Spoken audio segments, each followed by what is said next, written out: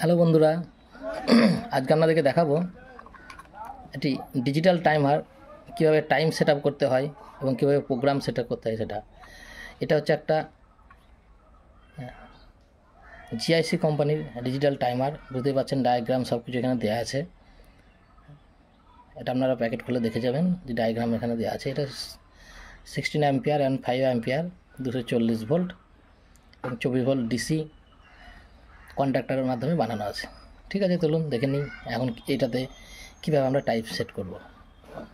তো প্রথমে আপনাদের যেটা করতে হবে সেটা হচ্ছে এখানে একটা ঢাকনা আছে, ঢাকনাটাকে আপনাকে খুলে ওপেন করতে হবে। এরপর ঘড়িটা চার্জিং আছে কি না, ঘড়ি চালু আছে কিনা দেখার জন্য আপনাকে এই সুইচ টিপতে হবে। ঠিক আছে, তো এরপর ঘড়িটাকে প্রথমে আমার যে কোনো টাইম থাকুক না কেন সেটাকে রিসেট করতে হবে। রিসেট করার জন্য দেখুন একটা RST সুইচ আছে। RST সুইচটা একটু ঢুকে থাকে খালের মধ্যে, নিচের দিকে ঢুকে থাকে। ওই সুইচটাকে একটু প্রেস করে দিলেই এটা আমার ঘড়িটা আপাতত রিসেট হয়ে যাবে। চলুন প্রথমে ঘড়িটা আমরা রিসেট করে নিই। এই সুইচটা একটু কিছু দিয়ে চাপ দেবেন, আপনার টোটাল ঘড়িটা রিসেট হয়ে যাবে। এখন ঘড়ি রিসেট অবস্থায় চলে গেছে। এবার আপনি ঘড়িটার মধ্যে জিরো, সব কিছু জিরো। এই ঘড়িটা আপনি অটো চালাতে পারেন এই অবস্থায়। এই সুইচটাকে টিপে, মেন সুইচটাকে টিপে আপনি অটো, ম্যানুয়াল, অন অফ এই অবস্থায় আপনি আপাতত চালাতে পারেন যতক্ষণ ঘড়ি সেট না হচ্ছে। কিন্তু ঘড়ি সেট করে নিতে হবে খুব তাড়াতাড়ি, তাই আমি ঘড়ি সেটিংটা দেখাই। ঘড়ি সেটিং করার জন্য আপনি দেখুন এখানে একটা ঘড়ির চিহ্ন দেওয়া আছে। এখানে দেখুন month, hours, minute, date, D+H+ এবং M+, মানে হচ্ছে ডেট প্লাস। এখানে ডেট কথাটার অর্থ হবে বার, কোন কোন বারে আপনি সেট করবেন, এবং ঘন্টা এবং মিনিট। চলুন ঘড়ি সেট করে দিই। এবার ঘড়িটাকে আপনি এভাবে প্রেস করে ধরে রাখুন। এই অবস্থায় আপনার প্রথম দরকার হচ্ছে আওয়ার্স। এখন ধরুন বাজে সকাল 9টা, আপনি আওয়ার্স টিপে 9 নিয়ে যান। ঠিক আছে, এবার আপনার 9টা বেজে 2 মিনিট, আবার ঘড়িটা প্রেস করে রাখুন। প্রেস করে রেখে 9টা বেজে 2 মিনিট, মিনিটের চিহ্নটাকে একটু প্রেস করুন, 2 মিনিট। এখন ঘড়িটা আপনার 9টা বেজে 2 মিনিটে সেট হয়ে গেল, ঘড়ি চলতে আরম্ভ করলো। এখন যদি ডেট সেট আপ করতে চান তাহলে আবার আপনি ঘড়িটার প্রেস করে ধরে রেখে ডেট দেখুন, আপনি আজকে যে ডেট সেই ডেট আপনি ফিক্স করে দিতে পারেন। আজকে ধরুন শুক্রবার, শনিবার, স্যাটারডে হয়ে গেল ঘড়ি সেটিং আপাতত। এখন ঘড়ি চলতে আরম্ভ করলো। এবার চলুন দেখাই ঘড়িতে টাইম বা প্রোগ্রাম কীভাবে দেওয়া যায়।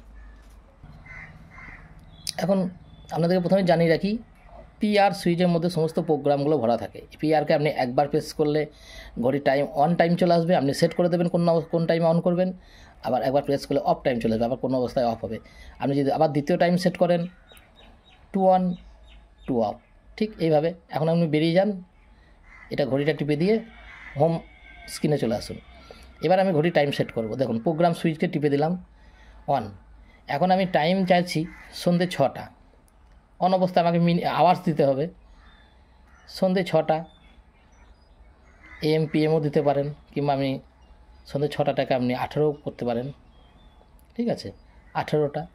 এখন মিনিট দিতে গেলে আপনাকে মিনিটের চিহ্ন টিপতে হবে, মিনিটের সুইচটা, 18টা। এবার 18টার সময় তো অন হয়ে গেল। আরেকবার যখন প্রোগ্রাম সুইচ টিপবেন আপনার অফ টাইম চলে আসবে, যে আপনি ঘড়িটা অফ কোন অবস্থায় অফ হবে, কোন টাইমে। এখন আওয়ার্স দিয়ে দিন 18টা এবং সকাল 6টা দিয়ে দিন, সকাল 6টা। এখন সকাল 6টা মিনিট আপনি একটু বাড়িয়ে দিতে পারেন, 6টা 5 মিনিট, 6টা 5 মিনিট করে দিলেন।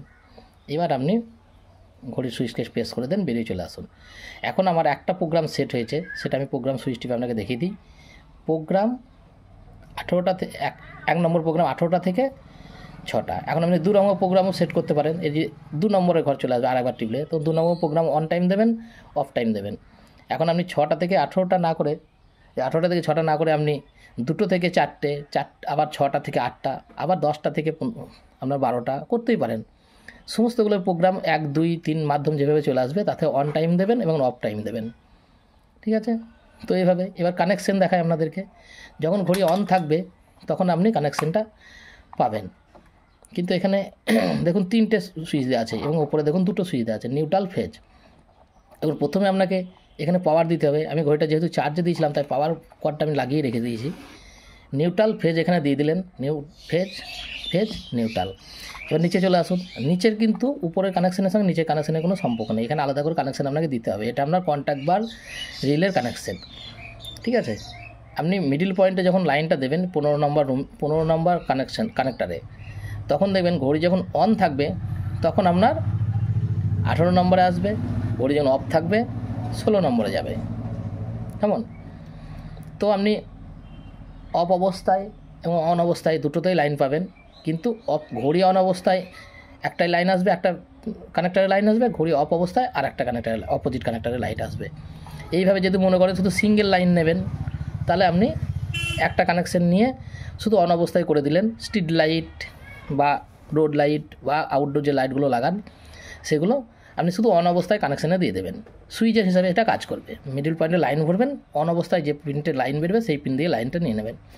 এখন যদি আপনি এসিতে কানেকশন করেন, তাহলে এসির যে টাইমার থাকবে বা কন্ট্যাক্ট বার থাকবে তাতে আপনাকে লাইন দিতে হবে।